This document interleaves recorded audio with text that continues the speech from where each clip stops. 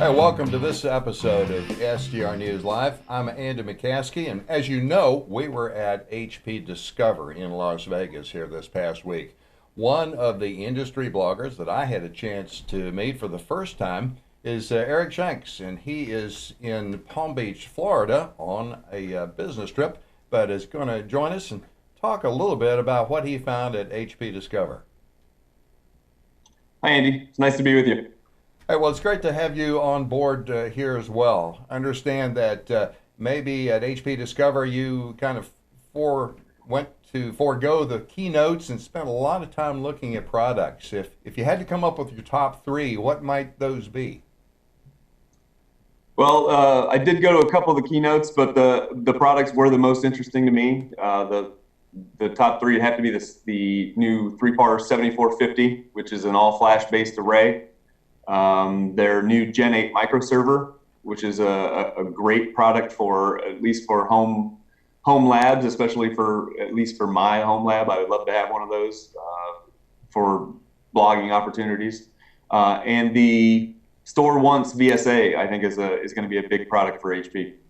Well, obviously the flash array was attracting a tremendous amount of attention. What particularly was interesting, or do you think is particularly relevant compared with other segments of the market that the 7450 has? The 7450, flash is one of those things that everybody in the industry right now is talking about. So it's great that HP's got an all flash array that they can tout and say, we have this product as well. And as far as their performance characteristics, it sounds like the characteristics are something that's it's very attainable. So what they're announcing that they can provide is something that you will probably actually see in your production environment. It's not these numbers aren't blown out. Yeah. Well, on the microserver, this isn't HP's first entry into the home server market. What's the particular advantage, or why should a consumer be interested in this particular product?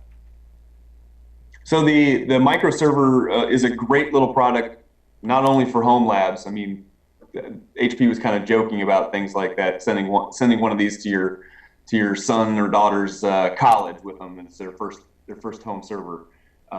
But these servers would be great for little satellite offices. I mean, they'll give you some of the enterprise features that you'd be looking for, except in a very small package. So it comes with you can get an 8-port gigabit switch that comes with it. There's the Gen 8 features. ILO 4 is involved in it, so you can have ILO in your remote offices, which is a big deal. Yeah, I think a lot of times in small businesses, people will look at certain online backup services, and not only the volume of data that has to go across the uplink to do backups, but the cost, because the licensing is often on a per machine basis. This would be a lot more economical for a small business to look at, wouldn't it? Oh, sure, absolutely. So I don't think that you're going to see crazy performance out of this microserver, but you can throw a bunch of storage in it and can have a small but fairly robust system that you can throw in your satellite offices or in your home labs. They're supposed to be very quiet and very low on heat as well. Yeah. Well, moving back into the enterprise space a little bit, what about the Store Once VSA? What impressed you about that product? So I really like their Store Serve, the left-hand OS that comes as a virtual appliance. The Store Once VSA is going to be kind of along the same lines. They've had D2D devices in the past where you can do your backups to, and they do deduplication. And now they've got it in a storage appliance, so you can put any type of storage behind that you want to. So it's a great thing for HP, because if you've got EMC or NetApp or whatever storage and it's older, you can possibly throw the Store Once in front of it, use it as a backup appliance, get your dedupe and your functionality out of it, and HP can get into the market, and you don't have to replace all the other storage that you've got already, that you've already put capital across. Moving on a little bit to the Coffee Talk section of HP Discover that HP had set up for bloggers. I can see why you are enthusiastic about 7450 because you had a pretty high level executive briefer on that product, didn't you? Yeah, we did. David Scott showed up and talked to all the bloggers, which is great. A lot of the customers won't be able to get access to someone like David Scott on a regular basis, and it was great that he sat down and talked to us for 45 minutes or so. What were some of the other sessions, coffee talk sessions that you found particularly valuable? So I did a session on HP Autonomy, and it was valuable to me because I didn't know a whole lot about HP Autonomy. It seems like it's a pretty great product where you can take things from unstructured data, social media, things like that, and you can get some analytics out of them. Something that's very difficult to do. I also did a coffee talk about HP converged infrastructure and HP Cloud System Matrix. And they wouldn't go into a whole lot of detail about new things that were coming up, but they did allude to the fact that some of those things will be changing in the future. Well, I've always found these especially interesting. We had a chance to do some interviews at the National Association of Broadcasters, the NAB event earlier this year, and had a couple of interviews on HP Autonomy, and absolutely fascinating product. At HP Discover, of course, a number of bloggers there. There were about 30 industry bloggers that had come in, but there were some other bloggers around there as well. Speak to that. Sure. So there are several employees of HP that do blogging. Calvin Zito is one of those, HP storage guy. Eric Siebert was also there, and he's an HP blogger. But a lot of the guys that were there, it was my first time meeting them, and they don't work for HP. They do their own blog.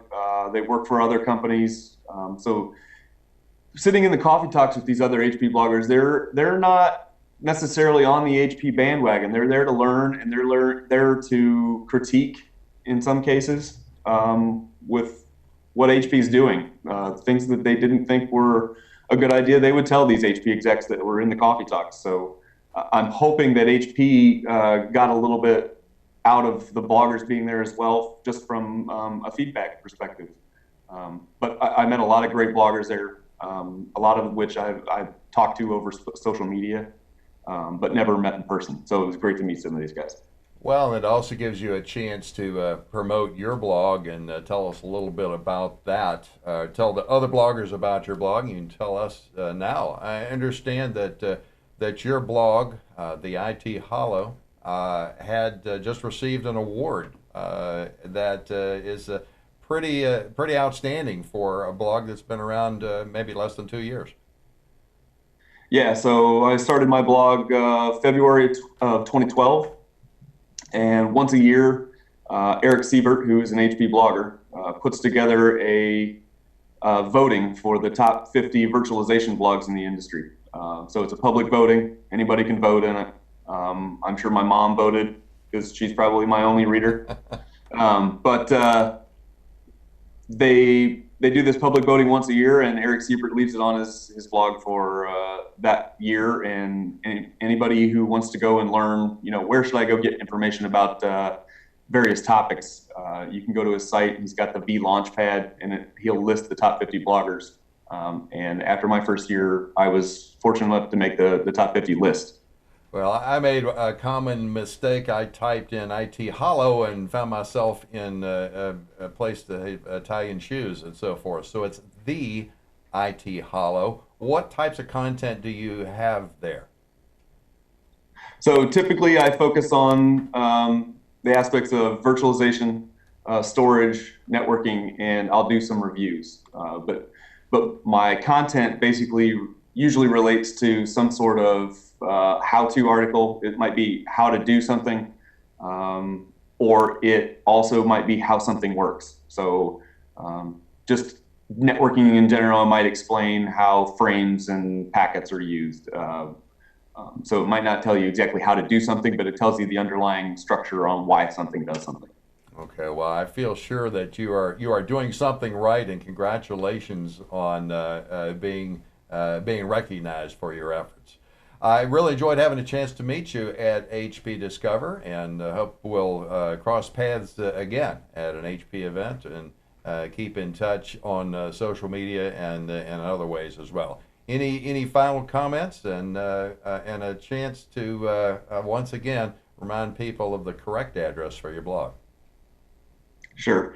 That's theithollow.com. It's like the Ohio State University, only this is the IT Hollow. My Twitter handle is Eric_Shanks, and that's ERIC_SHANKS. And you can find me on LinkedIn. You can find me on Instagram or Tumblr or pretty much whatever you want. But you can get there all from theithollow.com. Okay. Thanks very much for joining us, and thanks to you folks for joining us here on SDR News.